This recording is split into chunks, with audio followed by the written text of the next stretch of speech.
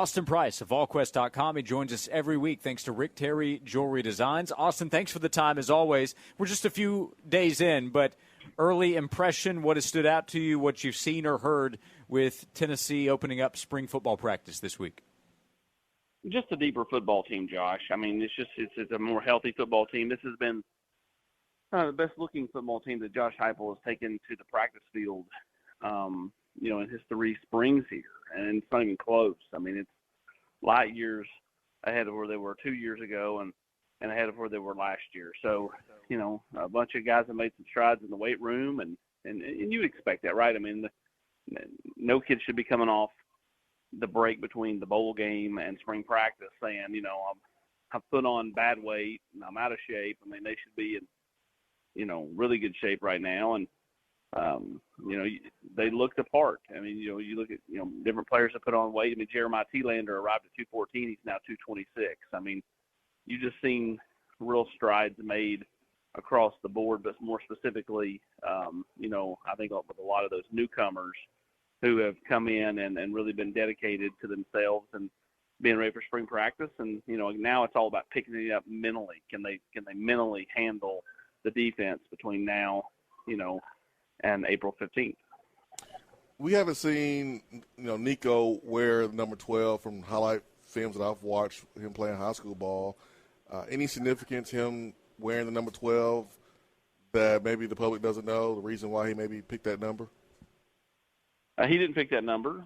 He's only in that number. Any of the numbers you see right now, any like practice footage or any of that, are irrelevant. Those are all just numbers. Hype hands out the numbers come August 1st. So right now it's like, hey, Hawk, just go give them what is available. And so Nico's in 12 and Arion Carter's in 47 and, so on and so forth. But the numbers are very much irrelevant right now. Nico will be back in 8 come August, and I would expect, Jordan Matthews to be back in 7. But for right now, it's just kind of just wear what's available, and that's what's available. What's the talk on Arion Carter? I've heard some early good things about him, but what have you heard about the young linebacker? Well, he impressed him with it, when he got able to go through some bowl practice. He was hampered because of you have to have certain testing and stuff when you first get here, and he couldn't get his testing done until about 3 practices into bowl practice, so he had to kind of watch on the side. But even then, he was getting praise for standing on the side in sweat, going through the drills himself without actually having to be able to, have the pads on to go through practice.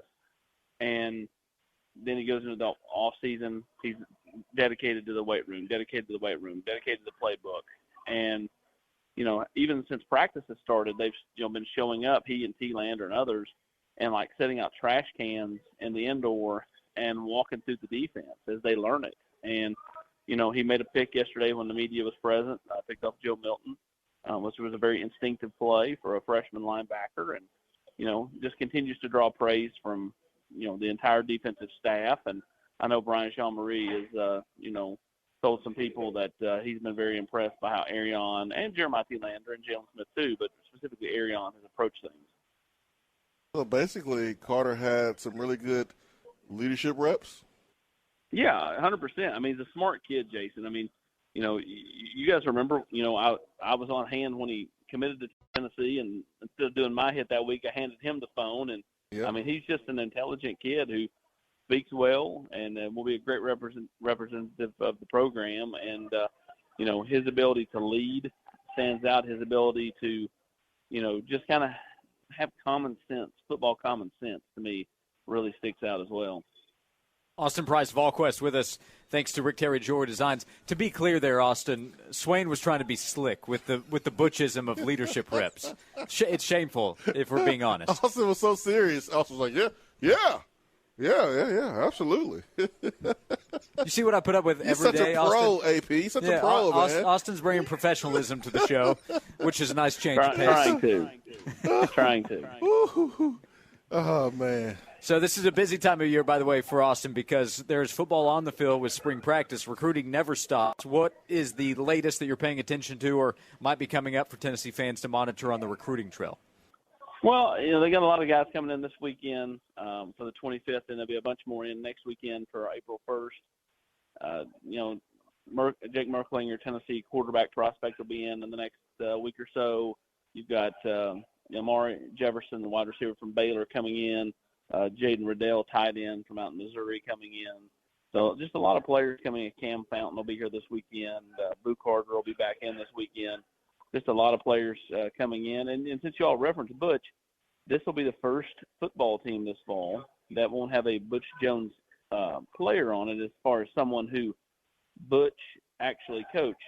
Remember Bumpus was on the team last year. He coached Latrell Bumpus. Now, technically, with Jacob Warren back, they still have a player recruited by Butch Jones in this on this football team, but dwindling down. And that's a nice way to call Jacob Warren and Bumpus old, but that's a good note, though. That is a great note. They are sure. old.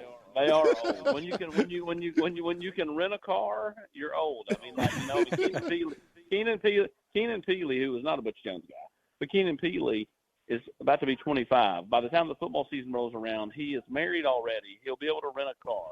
He was a member of the 16 class, right? That's right. Went on a Mormon mission out there at BYU. Yeah.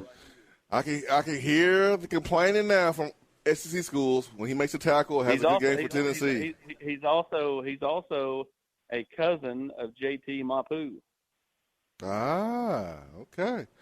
All right. Former and you'll teammate learn of Jason more Swain about. if we really want to go back in time.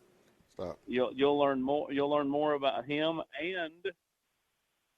and his fellow BYU teammate who transferred in here this weekend or this season, Gabe Judy Lally, on Ball Club Confidential coming out Friday.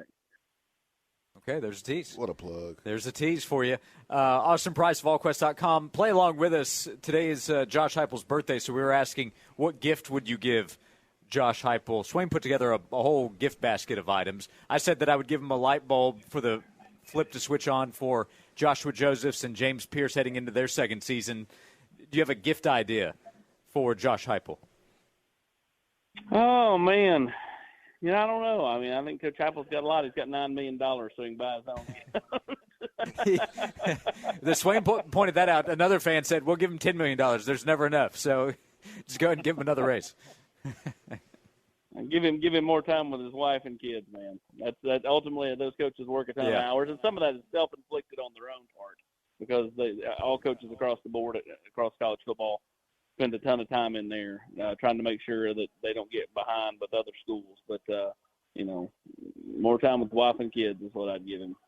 Yeah, I thought of saying earlier a day off in recruiting, but we're trying to at least be somewhat realistic in this conversation. That would not be. Austin Price, Volquest.com. That's where you can read his work, see the work with all that they have going on, video coverage. And it's not just football, basketball, of course, continuing on, and Tennessee baseball back at home. Volquest.com, where you can read the work. And every week you hear Austin Price on Josh and Swain, thanks to Rick Terry Jewelry Designs, making it unique, making it special, making it just for you.